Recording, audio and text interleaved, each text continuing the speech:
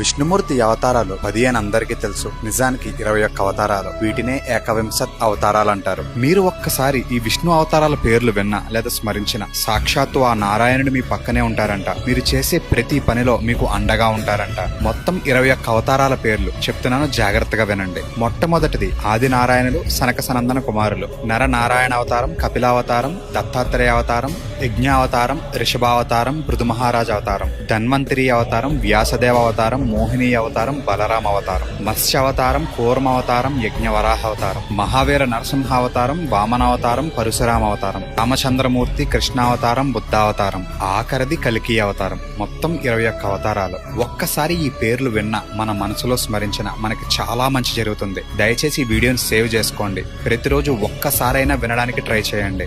జై శ్రీమన్నారాయణ అని కమెంట్ చేయండి. మరికొన్ని ఇలాంటి ఇంట్రెస్టింగ్ అప్డేట్స్ కోసం ప్లీజ్ డూ ఫాలో జై శ్రీ.